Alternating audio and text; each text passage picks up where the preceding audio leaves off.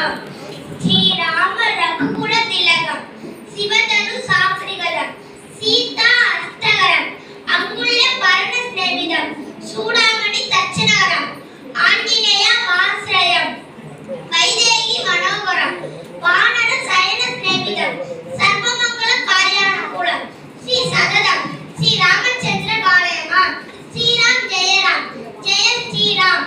மகா பெரியவ அருளிய ராமாயண வரிகளை படித்து எனது உரையை துவங்குகின்றேன்.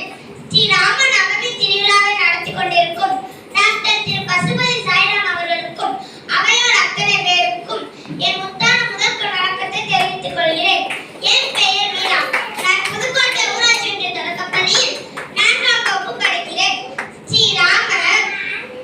ஸ்ரீராமரை பற்றி சிறிது நிமிடங்கள் பேச வந்துள்ளேன். பாரத தேசத்தின் உயிர் சொல்லானவன், இன்றைக்கும் அரசியலில் ஆதாரமானவன், கண் மூடும் வேளையிலும் காந்தி மந்திரமாய் உச்சரித்தவன், காந்தி தேசத்தில் கடவுளானவன் ஸ்ரீராமன். பாருள்ள மட்டும் கடல் நீருள்ள மட்டும் ராமன் என்கிற நாயகன் இந்த நிலத்தில் நீடித்திருக்க காரணம் என்ன? மையோ மரகதமோ மறிக்கடலோ மலைமுகிலோ ஐயோ இவள் வடிவென்பது அழியா அளவுடைய என்பதன் அழகாம். எடுத்தது கண்டனர் இட்டது கேட்டனர் என்ற திறமாம். அவனும் நோக்கினான் அவளும் நோக்கினான் என்ற காதல் உணர்வாம். அப்பாவிற்கு 60,000 மனைவிகள் இருந்தாலும் அந்த புறம் எந்த புறம் என்றே தெரியாமல் வாழ்ந்ததால் ஸ்ரீராமனின் தனி பெரும் சிறப்பு. அவன் தந்தை சொல் கேட்ட நல்ல தனையன், தம்பிகளை வழிநடத்திய நல்ல தமையன், ஒரு இல் ஒரு வில் ஒரு சொல் என பாடறிந்து ஒழுத்ததால் அவன் பண்பாட்டு நாயகன். ராமன் ஏன் வணக்கத்திற்குரியவன்? எப்படி வாழ வேண்டும் என்பதற்கு மட்டுமல்லாமல் எப்படி ஆள வேண்டும் என்பதற்கும் இந்த தேசத்தில் ராமன் தான் உதாரணம். ராமனுக்கு புகழ் அவன் அரியணை ஏறியதால் அல்ல, அரியணையை துறந்ததால் தான். பெரும்பான்மை சிறுபான்மை என்ற சிக்கல் இந்த தேசத்தில் என்றைக்கோ வரும் என்று அன்றைக்கே தீர்வு சொல்கிறான் ஸ்ரீராமன். விபீஷணன் அடைக்கலத்தை பெரும்பான்மை ஏற்றுக்கொள்ளவில்லை.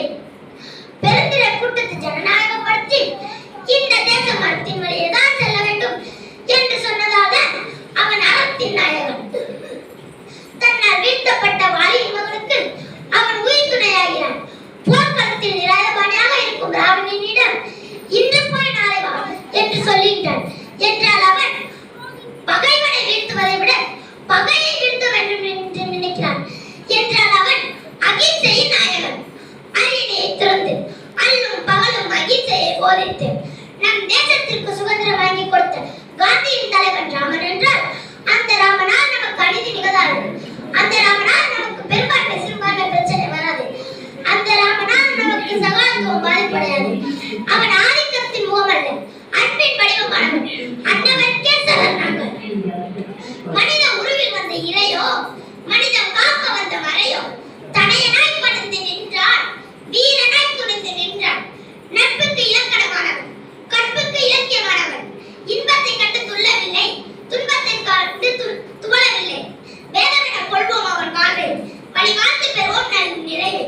விழுவது எழுவதற்கு, தொழுவது தொடர்வதற்கு, படிப்பது விழிப்பதற்கு, துடிப்பது முடிப்பதற்கு, வாயிட்டு சுவைப்பதற்கு, வார்த்தையை கலைப்பதற்கு, செவிகளோ இடிப்பதற்கு, செந்தமிழை கேட்பதற்கு.